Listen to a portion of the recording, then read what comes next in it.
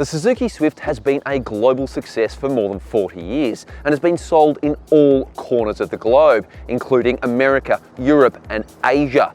And how's this? Last year it was India's best-selling vehicle. That is a massive deal.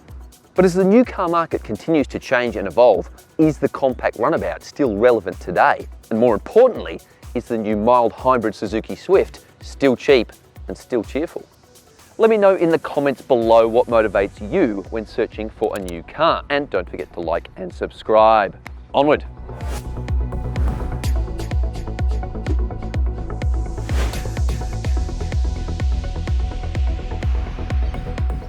The fourth generation Suzuki Swift is in dealerships now, priced from $24,490 drive away for the manual. But if you want an automatic transmission, the price rises by $2,500.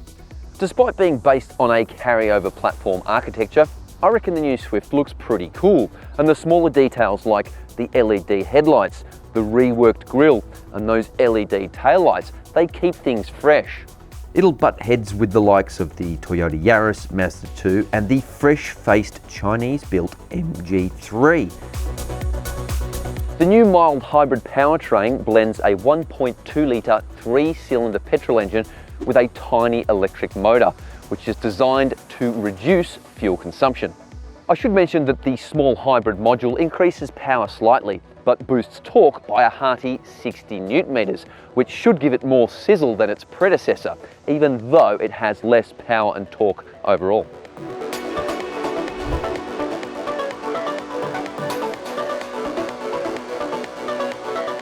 Righto, this is exciting because I love seeing what cheap entry-level cars bring to the table nowadays, and the Suzuki Swift doesn't disappoint. It starts with this 9-inch colour touchscreen, complete with wireless Apple CarPlay and Android Auto, which is great to see. The new 9-inch touchscreen is neat and tidy and sits higher on the dashboard than before, making it easier to read at a glance. But the menu system is clunky and processing power is lacking, which means it can be slow to respond to touch input. This 3-spoke flat-bottom steering wheel looks and feels great. However, it's almost identical to its predecessors, which is a bit disappointing. And although the instrument cluster looks new, it's actually a reskin of the old system. So you've still got the 2 analog dials either side with a small digital trip computer in the middle with some reasonably decent visuals. But you know, part of me kind of wanted the full digital display or something a bit different. But I absolutely love the physical temperature controls. Yes, it's only single zone, but you do have automatic climate control. And you've got the little digital display. It's simple, it's elegant, and it works. And it means you don't have to mess around with the touchscreen, trying to pacify whining passengers in the back, complaining whether it's too hot or too cold. Click, click, done. The dashboard design has been upgraded, which brings a more modern aesthetic to bear. And while it looks good with this two-tone motif, the materials and plastics used are hard and scratchy. Incidental storage is okay, bordering on below average, because you've got 2 small cup holders that are not spring-loaded. Your cups are going to rattle around a bit there, and that's about it. There's a small tray here, but it's got curved edges. Stuff's just going to fly out of that. I do like the fact that there's a wireless phone charger. That is nice, and there's lots of USB ports. 1, 2, 3. You've got 2 USB-A and 1 USB-C, and a 12-volt socket as well. But yeah, there's not a whole lot of other room. Glove box is reasonably small, and although I don't have my Mega Gulp bottle with me, there's no way it's fitting in this door holder. Despite being a tiny buzz box, I've actually got quite a lot of room here. Headroom's good, plenty of leg room, and the seats are pretty comfortable too. Sure, the cloth upholstery is crappy, there's no lumbar adjust, it's all manually adjustable too, but the cushions are really good. And look at these bolsters, they're quite sporty, quite form-fitting, and heated seats in this model as well. Not too shabby. Back seat space, not too bad for a teeny tiny pipsqueak. I've actually got pretty reasonable headroom. Leg room's not great where I sit with my position in the front, but you know what? It wouldn't be too bad for shorter journeys. They've done a really good job by maximizing packaging and occupant space back here. but I think if there were 3 adults here, it would be way too squishy. This vehicle is a little bit narrower than its predecessor, and you certainly feel it. And amenity too is average. Grab handle here. You do have electric windows, which is nice. Cup holder here, but that's about it. No USB ports, no fold-out armrests, no extra lights, but you do get twin ISOFIX and 3 top tethers for child seats. And I also like the fact that the doors open fairly wide. Not bad. Boot space is okay for a tiny car like this, but pretty good for a hybrid, and that's because the battery is installed under the driver's seat, not down here under the boot floor. There's 265 litres of boot space in here, which isn't huge, but it is an improvement of around 7% on its predecessor. Amenity ain't great. You've got no tie-down points, a non-LED light, and just 1 bag hook. And when you do fold down the rear seats for more room, you've still got 2 lifts, one here and then another one there.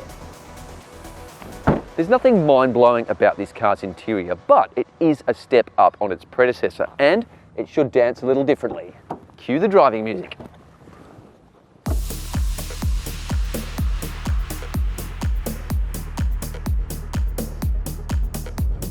First things first, and the hybrid powertrain. It is relatively smooth for a 3-cylinder. It's fairly quiet when you're just cruising along at nominal speeds, and although I'm not sure it's quite as peppy as the 1-litre turbocharged engine, it certainly has a bit of verve, that little bit of EV pep, giving it a bit of extra shove. This lightweight also ensures the car retains its fun to drive persona, and it responds quickly and deftly to steering input, and doesn't lean too much through the corners either. It's quite flat. Ride comfort is pretty good. It seems to be able to deal with pretty much everything Melbourne roads have thrown at it today fairly easily. We're talking rutted roads, coarse roads, patchwork, roadworks, you name it. It seems to glide over them pretty well. There's not too many crashes and bashes coming through the car. And I noticed even big speed bumps, you can plow over them at a reasonable speed, and it seems to soak them up pretty well. Not bad. Suzuki says it's doubled down on sound damping materials as well, and it definitely does feel a little bit more hushed in the cabin. It's a bit quieter, although I did notice on coarse chip roads there is a lot of tyre roar. It came through pretty clearly into the cabin. But apart from that, not too bad. Speaking of suburban driving, this vehicle's affable seating position and upright windows give it excellent outward vision, which gives you a really good idea of what's going on around you, and therefore makes urban driving just that little bit easier.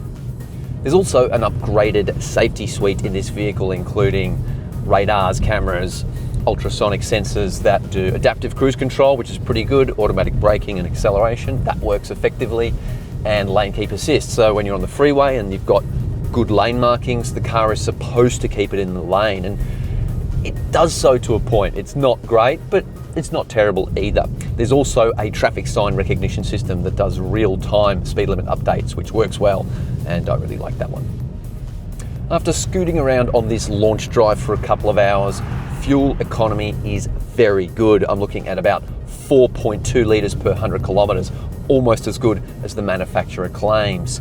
However, when I started driving a little bit harder, that went up to about 4.8, but still, you're going to get a lot of kilometres per tank with that sort of fuel efficiency.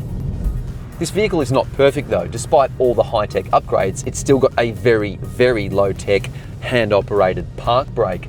So this is fine because you can pop it on when you're at the traffic lights, but the thing that annoys me is if you want the engine stop-start system to work, which saves you fuel, you put your foot on the brake, and then when you pull the handbrake and foot comes off the brake, the engine starts up again. It's not great. I'm a little bit bummed that Suzuki has not included the driver attention alert system, which is a little infrared sensor and a little camera that monitors droopy eyes and long yawns to alert you when you're getting tired. But at the same token, some of the cars we've been testing recently that have these features are super annoying, and you have to turn them off every time you start the car. So perhaps it's a blessing in disguise. I like what I've experienced here.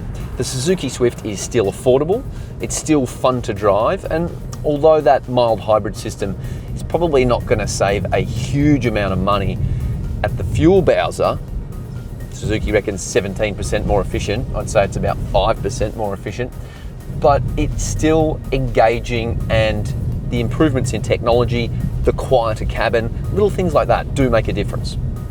This first drive of the new Suzuki Swift has me in two minds, however. I love the design inside and out. The tech and safety systems are much improved and the price is very sharp. But there are some obvious carryover parts that mean existing owners might feel a bit shortchanged. But look, it's racked up more than 9 million sales across 169 countries since 2004. And although this Suzuki Swift doesn't push the boundaries in any particular way, I reckon it's got enough sparkle and freshness to get new car buyers buzzing. Thanks for watching. Don't forget to like and subscribe for more great videos, and let me know what you think in the comments below. Is the new Suzuki Swift going to conquer the world once again?